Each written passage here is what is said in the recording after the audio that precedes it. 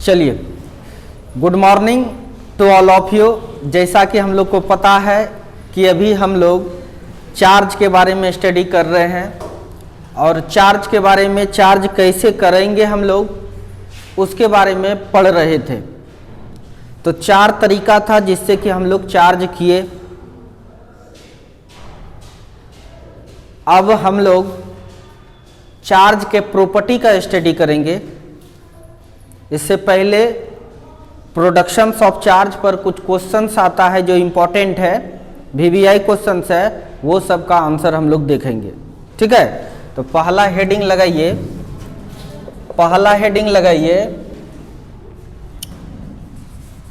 प्रेरण एवं ध्रुवन में अंतर,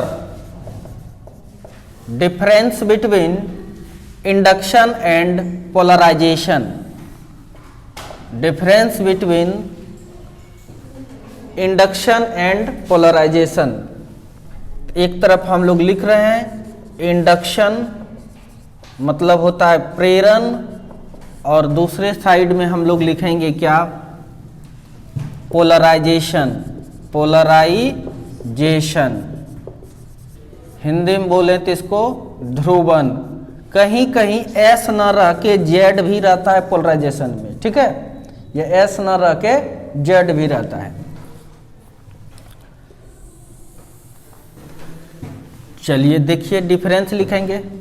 सबसे पहले देख लेते हैं इंडक्शंस किसको कहते हैं और पोलराइजेशंस कहते किसको हैं। आइए यहाँ पर आ जाइए, बढ़िया से कंसंट्रेट हो जाइए, लिखने का टेंशन नहीं लीजिए। देखिए, एक सुविधा आप लोग को दे ही रहे हैं हम, थोड़ा बहुत छूटेगा तो वहां से लिख भी सकते हैं। देखिए, इंडक्शंस जो हुआ था वो किस में हुआ था, चालक में, कंडक्टर में। किसमें, चालक मतलब कंडक्टर में। लेकिन पोलराइजेशंस के लिए क्या था बाबू, इंसुलेटर लिए थे। क्या लिए थे, इंसुलेटर मतलब अचालक। अचालक कैसा अचालक, ध्रुवीय अचालक, पोलर इंसुलेटर लिया गया था। ये जो है खाली जगह, इसका मतलब इसमें प्लस माइनस काफी है, प्लस माइनस काफी है, नहीं समझे। जितना प्लस है उतना ही माइनस है, इसीलिए यह चार्ज नहीं है, ये चार्ज नहीं है, ये भी चार्ज नहीं है। फर्क है कि यह चालक है, ये चालक है, और ये क्या है, अचालक है। चालक है तो इसमें फ्री इलेक्ट्रॉन्स ज्यादा है, इसमें फ्री इलेक्ट्रॉन्स ज्यादा है, और इसमें फ्री इलेक्ट्रॉन्स कम है। कोई दिक्कत, मतलब फ्री इलेक्ट्रॉन्स है ही नहीं इसमें फ्री इलेक्ट्रॉन्स ज्यादा है। अब तुम देखो, जैसे ही इसके बगल में बाबू पॉजिटिव चार्ज को लाया, समझ में आ रहा है कि नहीं। तो ध्यान दीजिएगा, लिखना नहीं अभी, समझ लीजिए इसको, तब डिफरेंस समझ में आएगा। जैसे ही पॉजिटिव चार्ज को लाए तो इसका सारा फ्री इलेक्ट्रॉन्स जो है वो इस साइड चला आता है। बोलिए, बड़ा आसानी से प्लस माइनस को खींच लेता है। कोई दिक्कत, तो यहाँ जो प्रोटॉन, तब इसका मतलब जितना इलेक्ट्रॉन्स भाग करके आया है उतना प्रोटॉन इधर खाली बच जा रहा है। बोलिए, बच रहा है कि नहीं। तो यह जो चार्ज हुआ इंडक्शंस के कारण, किसके कारण, इंडक्शंस। पोलराइजेशंस में क्या है, जैसे ही तुम ध्यान से देखो फिर दोस्त, जैसे ही तुम ये प्लस चार्ज यानी कोई चार्ज ऑब्जेक्ट को लाए, क्या होता है, इसका डायपोल घूम जाता है, इसका डायपोल घूम जाता है, यानी कुछ इस तरह से आ जाएगा। इधर माइनस और इधर क्या, plus minus plus plus plus plus, इधर माइनस, इस तरह से हो जाएगा। नहीं, जिसके कारण से इस साइड चार्ज हो जाता है नेगेटिव चार्ज से, पोलराइजेशंस के कारण, और इस साइड जो चार्ज हो जाता है किसके कारण से, कैसा चार्ज होता है, पॉजिटिव चार्ज पोलराइजेशन के कारण। यहाँ पर जो चार्ज हुआ ये इंडक्शंस के कारण ये माइनस क्यू, और यहाँ पर जो चार्ज हुआ ये प्लस क्यू। समझ में आ रहा है कि नहीं। ध्यान से देखिए, सबसे पहला अंतर क्या लिखेंगे, समझिएगा कि इंडक्शन चालक में होती है, कोई दिक्कत, जबकि पोलराइजेशन अचालक में होता है। कैसा अचालक? ध्रुवीय अचालक में। कैसा अचालक में? ध्रुवीय अचालक में होती है, कोई दिक्कत। प्रेरण के लिए इलेक्ट्रॉन्स भागीदारी लेता है, मुक्त इलेक्ट्रॉन, कोई दिक्कत। ध्रुवन के लिए डाइपोल, ये जो डाइपोल है द्विध्रुव, ये भागीदारी लेता है, कोई दिक्कत। प्रेरण में इलेक्ट्रॉन्स मूव करता है, प्रेरण में इलेक्ट्रॉन मूव करता है, गति करता है, मतलब इधर से इधर आ जाता है। इंसुलेटर में, मतलब ये ध्रुवन में डाइपोल घूम जाता है। कल देखे थे ना, घूमा था, डाइपोल क्या हो जाता है? घूम जाता है, कोई दिक्कत। इसमें यह बड़ा आसानी से चार्ज हो जाता है, इलेक्ट्रॉन खिंचाना आसान है, वहां पर खिंचा नहीं रहा है, केवल घूम रहा है। यह आसानी से चार्ज हो जाता है, यह दिक्कत से चार्ज होता है, नहीं समझे। यह ज्यादा चार्ज होता है, देखो यह ज्यादा चार्ज हो जाता है तुरंत, यह उतना ज्यादा चार्ज, क्योंकि इधर माइनस है तो बगल में प्लस भी है, न्यूट्रल करने का ज्यादा चांस रहता है, समझ में आ रहा है कि नहीं। इसका मतलब है कि एक लोहा ले लें, क्या ले लें? लोहा, और एगो ले लिए कागज, एगो क्या ले लिए? कागज का टुकड़ा। तो कागज का टुकड़ा मतलब यह होगा इंसुलेटर, बोले जल्दी से, है कि नहीं। लोहा मतलब चालक है, उसमें करंट लगता है, फ्री इलेक्ट्रॉन्स होता है। तो बताइए, लोहा के बगल में एक चार्ज ऑब्जेक्ट रखिए, ज्यादा चिपक जाएगा, चिपकेगा कि नहीं, क्योंकि चार्ज यहां पर क्या है? ज्यादा है कि नहीं, इसलिए यह ज्यादा अट्रैक्ट होगा, कोई दिक्कत। कागज का टुकड़ा चार्ज है लेकिन बगल में प्लस भी है कि नहीं, सारा नेगेटिव इधर नहीं आया है, सारा नेगेटिव इधर नहीं आया, इसलिए यह कम चिपकेगा। आपसे क्वेश्चन पूछेगा, कागज के टुकड़े को, कोई चार्ज ऑब्जेक्ट है, उस कागज के टुकड़े के नजदीक लाया जाए, फिर लोहे के टुकड़े के नजदीक लाया जाए, कब ज्यादा अट्रैक्ट होगा? लोहा होगा कागज? क्या आंसर आएगा? लोहा। समझ में आ रहा है कि नहीं। तो ध्रुवन द्वारा जो चार्ज होता है वह चार्ज लेस होता है, कम होता है, और इंडक्शन द्वारा जो चार्ज होगा यह चार्ज ज्यादा होता है। समझ में आ रहा है कि नहीं। ये सब डिफरेंस है, ये सब हम लोग को लिखना है। अब लिखिए, अब मैं केवल उतारूंगा।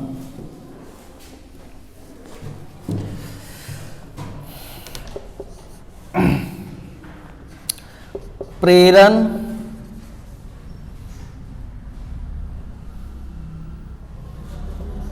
के लिए यह प्रेरण चालक वस्तु में होता है, प्रेरण चालक वस्तु में होता है, कोई दिक्कत। इंडक्शन अकर्स इन कंडक्टर, इसमें हम कहेंगे ध्रुवन अचालक। कैसा अचालक? ब्रैकेट में लिख देते हैं, ध्रुवित। कैसा? ध्रुवित में होता है। Polarisations occurs in insulator having polar molecules. दूसरा चीज क्या लिख सकते हैं बाबू? दूसरा चीज हम लोग लिख सकते हैं, प्रेरण में मुक्त इलेक्ट्रॉन्स भाग लेता है, मुक्त इलेक्ट्रॉन्स भाग लेता है।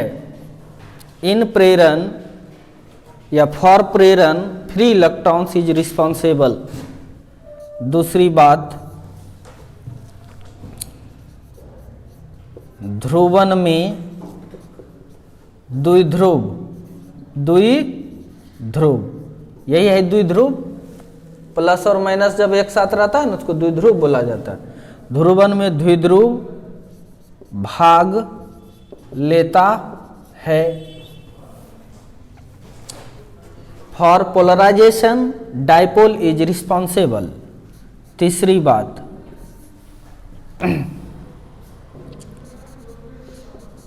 प्रेरण में इलेक्ट्रॉन्स गति करता है। कौन गति कर रहा है? इलेक्ट्रॉन्स। इन इंडक्शन इलेक्ट्रॉन्स मूव्स। तीसरा, ध्रुवन में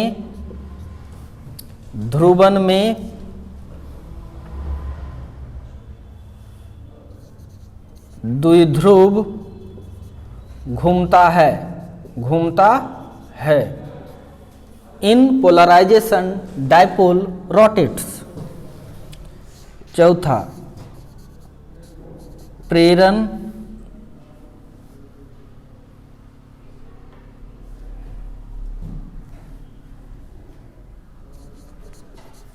आसानी से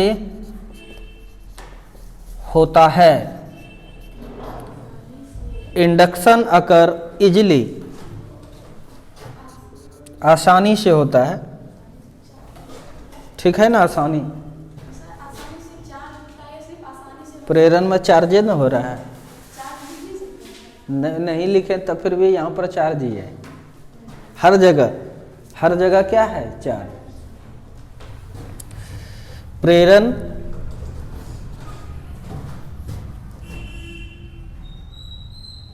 प्रेरण आसानी से होता है। प्रेरण किसका प्रेरण हो रहा है? चार्ज का ही तो हो रहा है। समझ में आ रहा है कि नहीं?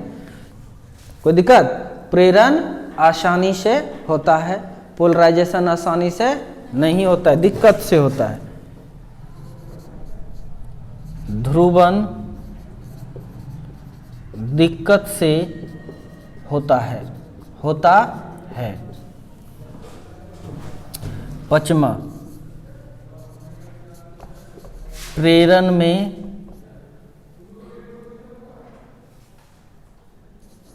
आवेश अधिक होता है।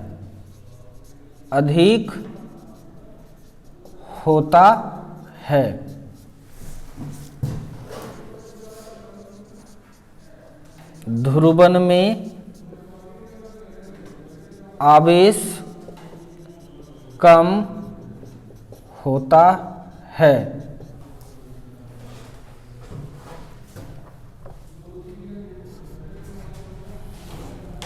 ये सब अंतर है। ठीक है? प्रेरण आसानी से हो जाता है, पोलराइजेशन आसानी से नहीं होता है। प्रेरण में आवेश अधिक होता है, आवेश अधिक हो जाएगा, और पोलराइजेशन में आवेश कम होगा। कोई दिक्कत? नो दिक्कत। मिटाऊं इसको?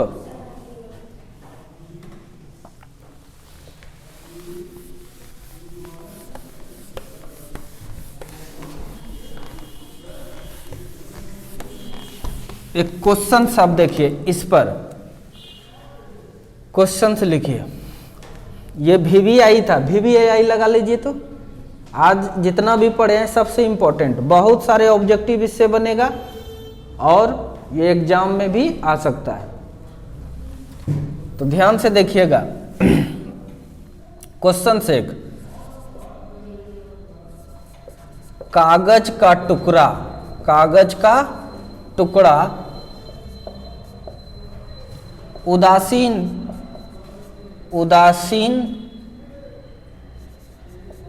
होता है, तब फिर भी आवेशित कांच या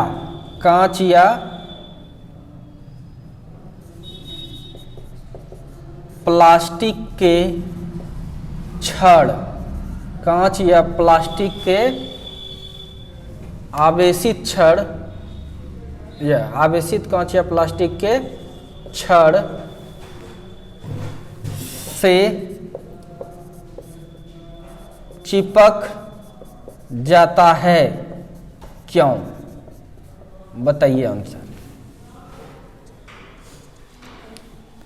A piece of paper is an electrically neutral, then so still attracted by charged glass or plastic rod. Why? क्यों बताइए? हैं? छड़ एक आवेशित है और कागज का टुकड़ा क्या है? उदासीन तो है ही और अचालक होता है। कैसा होता है? अचालक। इसीलिए ध्रुवण के कारण इसमें चार्ज हो जाता है, बोलो, इसीलिए चिपक जाता है। कोई दिक्कत? आंसर इसका लिखेंगे क्या? लिखिए आंसर में कागज का टुकड़ा, कागज का टुकड़ा उदासीन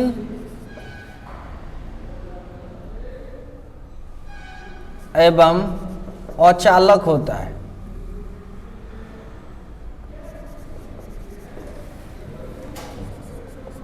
होता है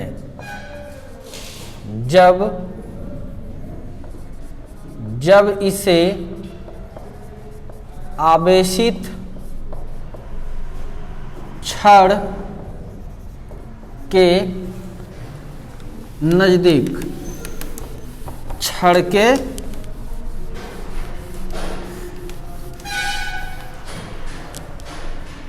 नजदीक लाया जाता है तो ध्रुवण के कारण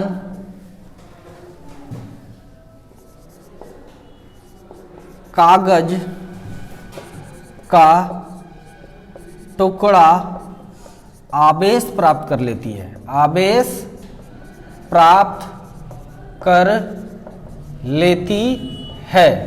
ओके, आवेश प्राप्त कर लेती है जिसके कारण आकर्षित होती है, जिसके कारण आकर्षित होती है। Okay,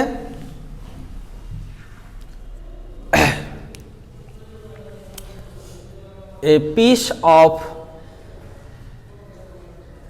paper electrically neutral and insulator when it placed near the charged rod, then due to polarization piece of paper gets charged and hence attracted by charged object। ठीक है, समझ में आ गया कि कागज का टुकड़ा, ध्यान दीजिए, कागज का टुकड़ा उदासीन एवं अचालक होता है। अच्छी बात है। जब इसे आवेशित छड़ के नजदीक लाया जाता है, मानो ये कागज का टुकड़ा है, लाया जाता है तो ध्रुवण के कारण कागज का टुकड़ा आवेश प्राप्त कर लेता है। कर लिया? कोई दिक्कत? कर लेता है जिसके कारण आकर्षित होती है। कोई दिक्कत? अब दूसरा एक क्वेश्चन दे रहे हैं।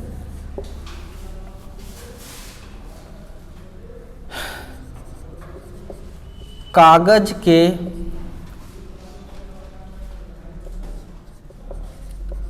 टुकड़े के तुलना में लोहे के टुकड़े या बुरादा अधिक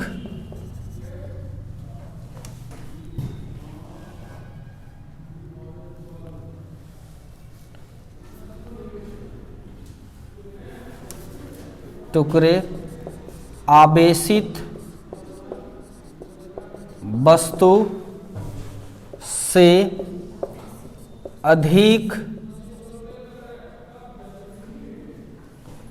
आकर्षित होता है, आकर्षित होता है क्यों?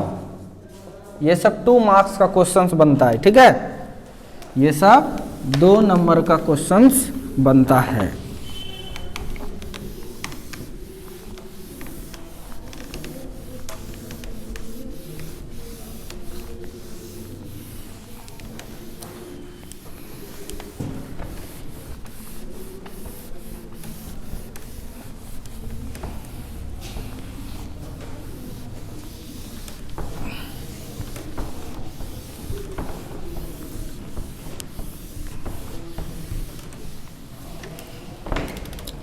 ये सब है थ्योरी, लेकिन बड़ा कॉन्सेप्ट है इसमें। देखिए कितना खतरनाक क्वेश्चन है, आप लोग बना दीजिएगा तुरंत। कागज के टुकड़े के तुलना में लोहे का टुकड़ा आवेशित वस्तु से अधिक आकर्षित होता है, क्यों? क्या कि कागज का टुकड़ा,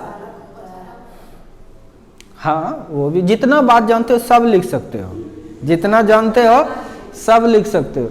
कागज का टुकड़ा अचालक होता है, इसलिए इसमें पोलराइजेशन द्वारा चार्ज होगा, जो कि कम चार्ज होगा।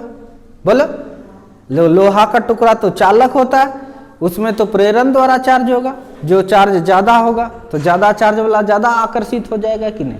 बोलो, आप जो भी लिख सकते हैं, जितना जानते हैं कुछ भी लिख दोगे सब सही होगा, ठीक है? तो लिखते हैं, चूंकि, आंसर लिखिए, चूंकि कागज का टुकड़ा ध्रुवन द्वारा आवेशित होता है, ध्रुवन द्वारा आवेशित होता है, जबकि लोहे का टुकड़ा प्रेरण द्वारा आवेशित होती है।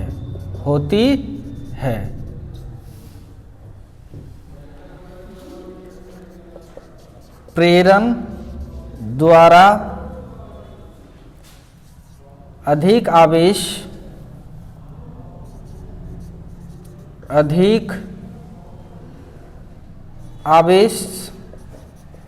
एवं ध्रुवन द्वारा कम आवेश प्राप्त होती है, इसलिए लोहा, ठीक है, इसलिए लोहा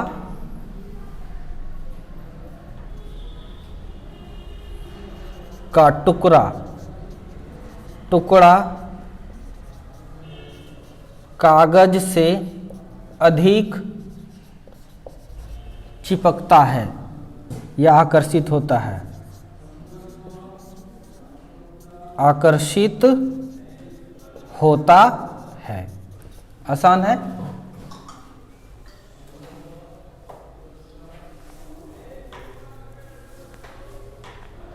कोई दिक्कत? फिगर भी बना दें? देखो फिगर, या छोड़ो फिगर तिगर क्या करेगा, समझ में आ ही गया है। फिगर तो इतना तो बना ही रहे थे हम लोग, आंसर लिखना है केवल। कोई दिक्कत?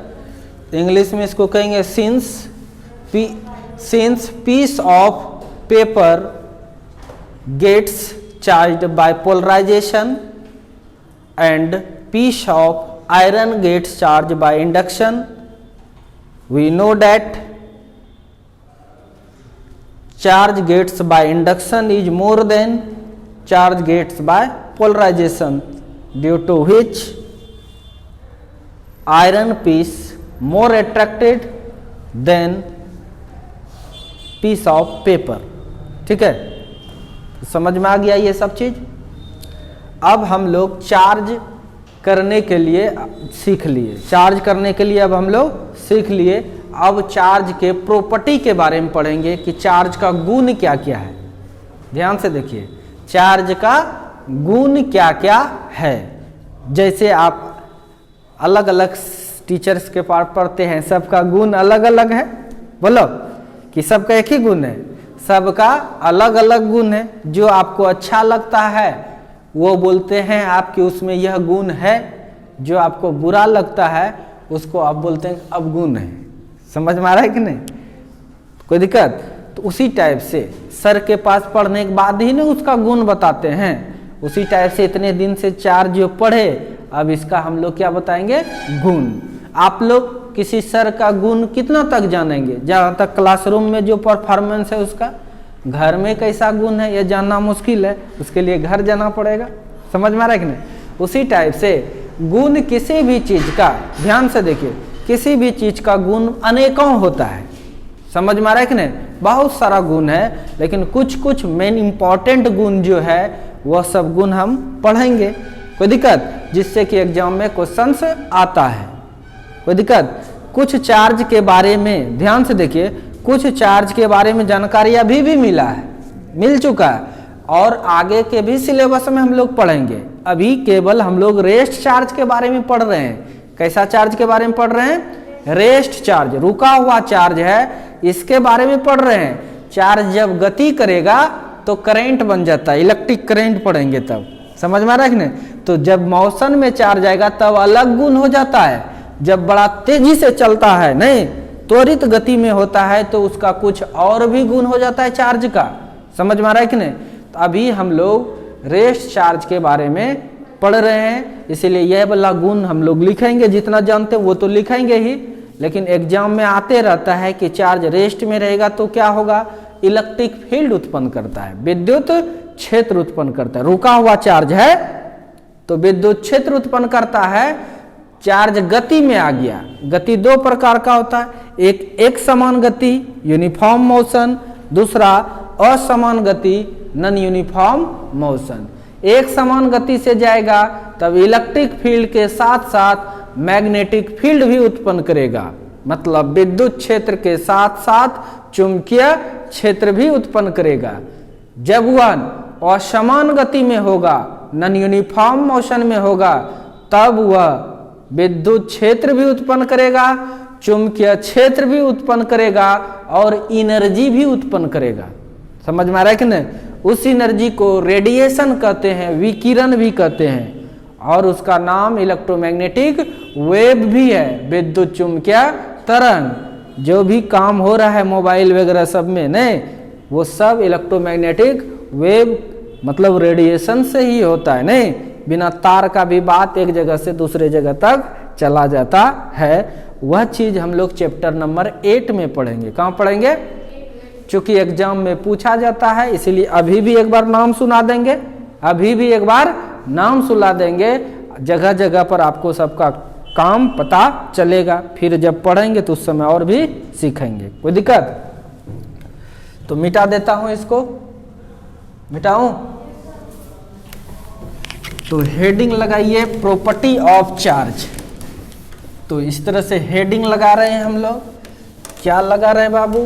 Property of charge, property of charge. एक चीज हम बताते हैं, थोड़ा सा मोटिवेशन। हम ना चाहते हैं, देखिए कुछ कि मोटिवेट करके स्टूडेंट्स को खुश रखें, नहीं समझे? ये कर देंगे वो कर देंगे, डी डाइट, नहीं समझे? कि आपको हम केवल आपको पढ़ा करके, हम केवल आपको पढ़ा के कॉन्सेप्ट दे करके खुश रखना चाहते हैं। ज़्यादा फालतू वाली बातें करना नहीं चाहते हैं। मोटिवेशन चाहिए तो बताइए, हम ऑटर हैं, हम मोटिवेट भी कर सकते हैं अच्छे से। समझ में आ रहा है कि नहीं? मोटिवेट खुद होइए अपने आप, नहीं समझे? यानी कि सर करेंगे, बीच बीच में हम करते रहेंगे। ज़्यादा अगर समय मोटिवेशन में देंगे दिक्कत हो जाएगा। ठीक है, आइए यहाँ हेडिंग लगाइए प्रॉपर्टीज, प्रॉपर्टीज ऑफ चार्ज, मतलब आवेश के गुण, गुण पढ़ना है हमको।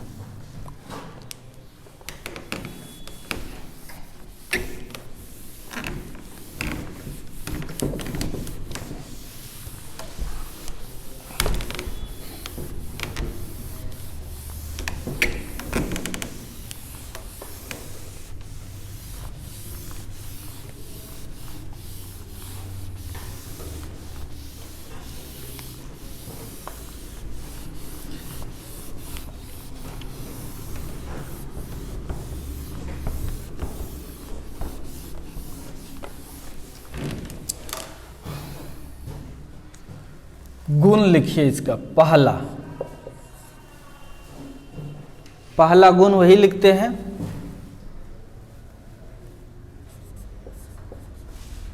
विराम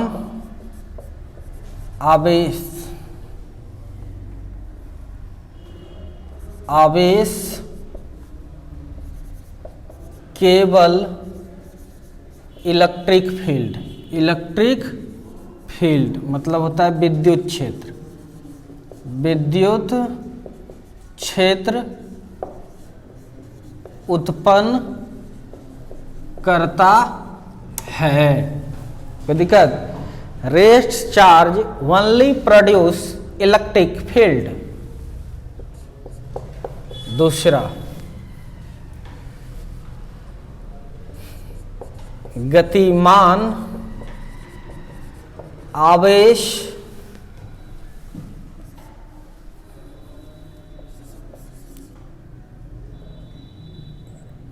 इलेक्ट्रिक मतलब होता है विद्युत एवं मैग्नेटिक मतलब होता है चुंबकीय क्षेत्र दोनों उत्पन्न करता है, उत्पन्न करता है। Moving charge can produce electric field and as well as magnetic field.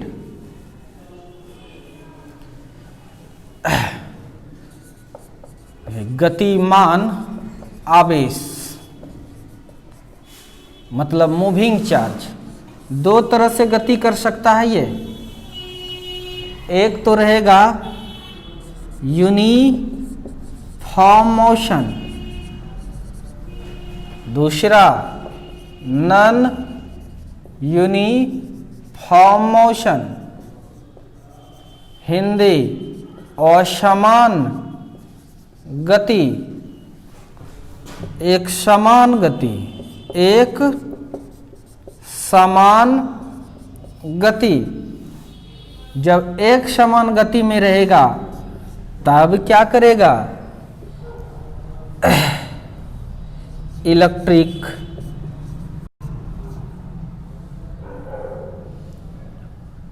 Plus magnetic field यानी विद्युत प्लस चुंबकीय क्षेत्र, विद्युत क्षेत्र भी करेगा, विद्युत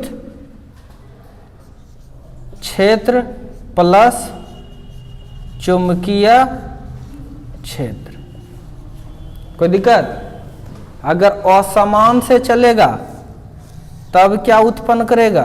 प्रोड्यूस क्या उत्पन्न करेगा? तो इसमें आपका करेगा इलेक्ट्रिक फील्ड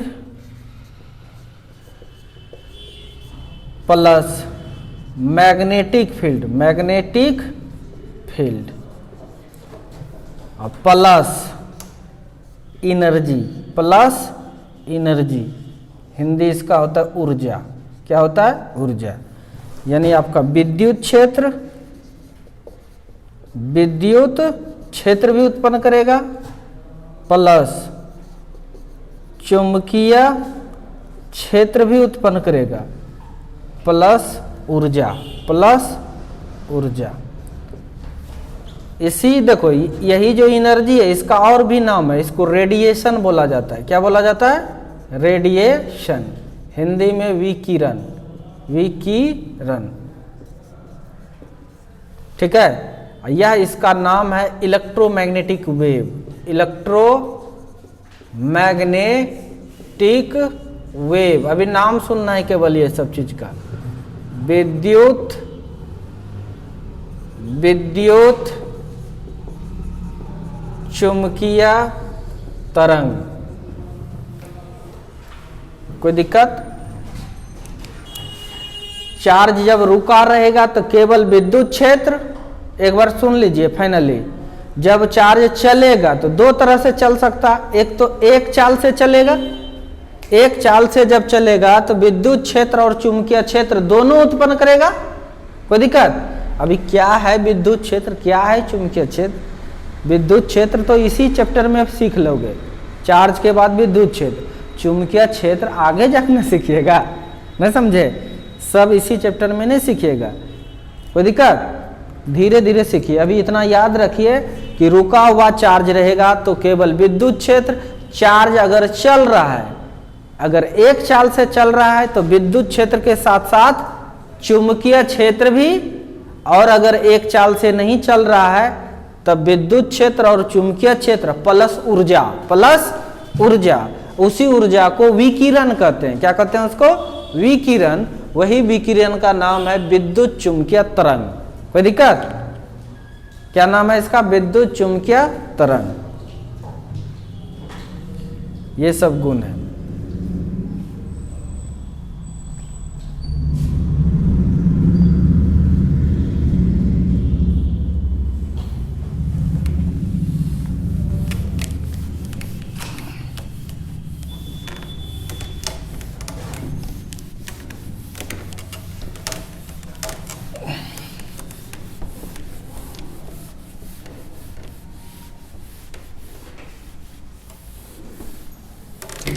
अब देखिए तीसरा गुण आप बताइए। अभी तो फिजिक्स में नहीं पढ़े होंगे, केमिस्ट्री अगर पढ़े हैं तो पता होगा। अच्छा ये बताओ कि एक ये ऑब्जेक्ट है, अच्छा लिख लीजिए, पहले लिख लीजिए।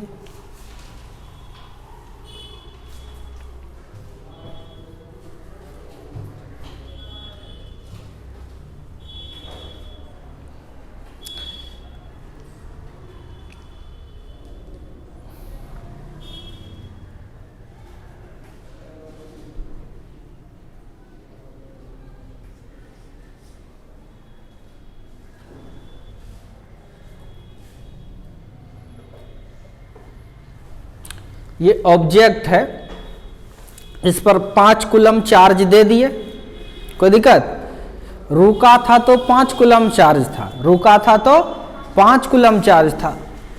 अब जब इसको फेंक देंगे, मोशन में ला देंगे, तब इसका चार्ज का मान घटेगा कि बढ़ेगा या कुछ नहीं होगा?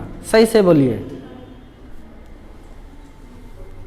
एक ऑब्जेक्ट है, उस पर 5 कूलम चार्ज है, रुका हुआ था, जब चलने लगेगा तो 5 कूलम ही रहेगा कि उससे ज्यादा हो जाएगा या कम हो जाएगा? वही रह जाएगा। क्या रहेगा? वही। यानी वेग देने से कोई प्रभाव चार्ज पर पड़ता नहीं है। यह भी गुण है, यह भी एक गुण है। अच्छा ये मास समझते हैं ना, मास जैसे 2 kg 4 kg, कोई दिक्कत? ये पेन है सपोज डेट, रुका हुआ है तो 10 kg का है। कितने kg का है? अगर इसको फेंक देंगे तो इसका मास घटेगा कि बढ़ेगा? है? मास पर प्रभाव पड़ेगा कि वही रहेगा?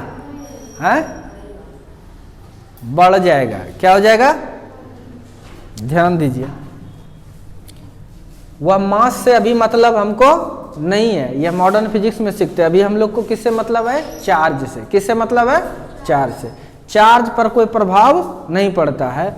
मास कैसे बदलता है उसके लिए एक समीकरण आता है, केमिस्ट्री में होगा भी, तीसरा चैप्टर में था 11th में, m0 बाय √1 माइनस v²/c²।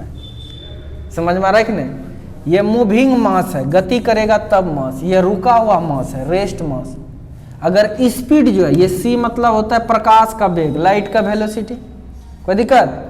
अगर इतना ही वेलोसिटी किसी को फेंक दीजिए तो c खत्म, 1 हो जाएगा, 1 में 1 जाएगा 0, 0 का रूट 0, 0 से किसी भी संख्या में भाग देंगे तो क्या हो जाएगा? अनंत। क्या हो जाएगा? अनंत। यानी किसी भी चीज को अगर लाइट के वेलोसिटी से फेंक दिया जाए, जो फेंकना संभव नहीं है, 3 लाख किलोमीटर पर सेकेंड, पलक झपकने में जो समय लगता है वह 1 सेकेंड है, उतना देर में 3 लाख किलोमीटर जाना असंभव है। समझ में आ रहा है कि नहीं?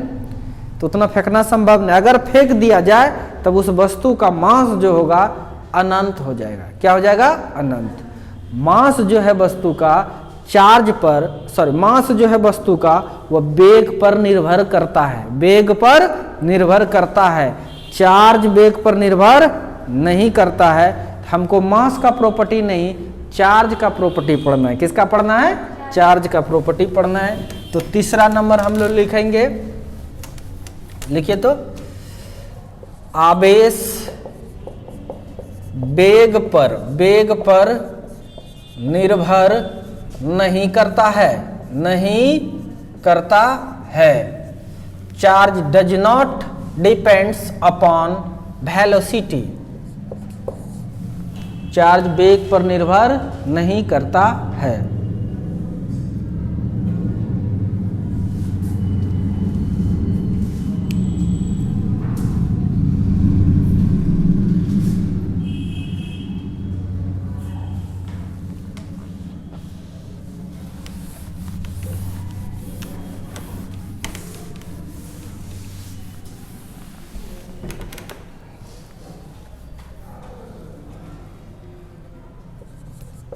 आवेश के लिए द्रव्यमान जरूरी है, जरूरी है कि नहीं? बोलो।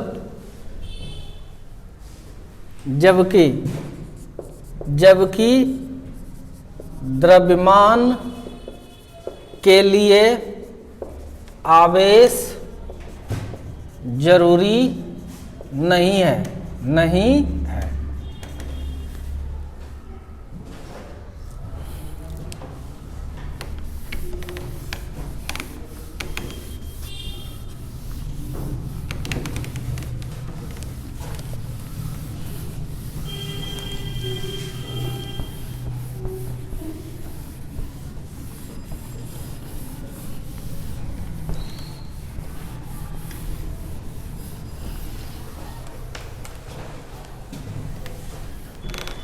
यह बात देखो कितना आसान, अच्छा है।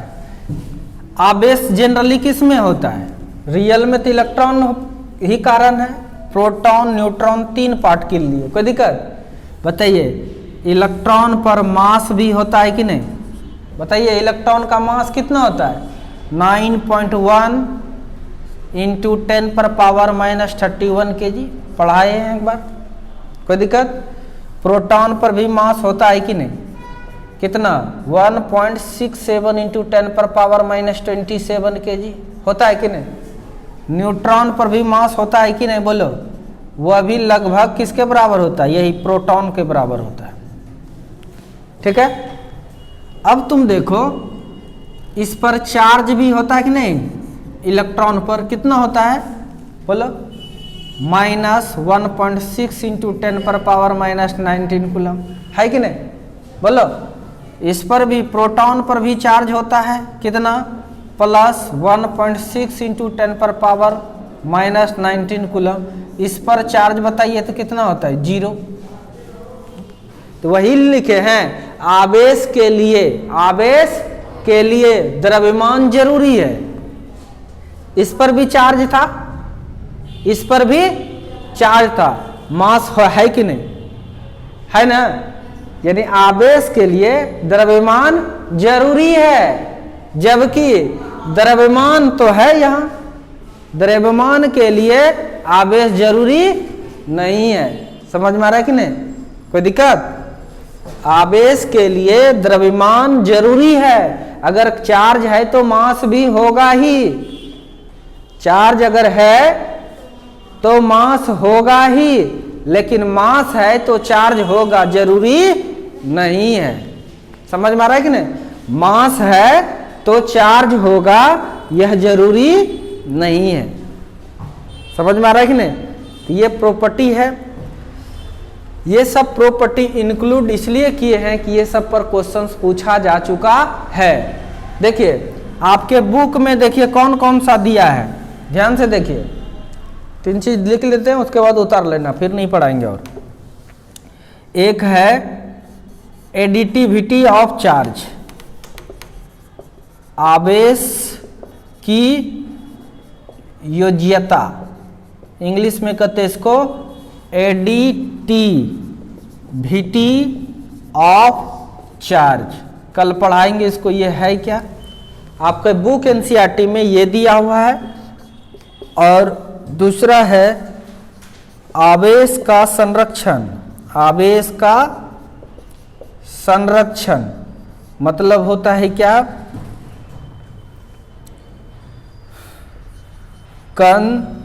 Conservation of charge. छठा आवेश का क्वांटमीकरण। क्वांटमीकरण यानी quantization of charge. Quantization of charge समझ में आ रहा है कि नहीं। ये बेसिक प्रॉपर्टी है, ये तीन ध्यान से देखिए, ये तीनों को कहते हैं हम लोग बेसिक प्रॉपर्टी। क्या कहेंगे इसको, बेसिक। तो आपके किताब में बेसिक प्रॉपर्टी दे दिया है। बेसिक प्रॉपर्टी जब भी कहेगा तो इसी तीनों का नाम लेंगे, कोई दिक्कत। बाकी प्रॉपर्टी भी कहेगा तो ये नाम ले सकते हैं। ओके, ये बेसिक प्रॉपर्टी है। कल ये सब सिखाएंगे, यही तीन ठो दिया है, ठीक है। इसको डिटेल्स में सिखाएंगे कल। बस आज के लिए इतना ही। Thank you for watching me.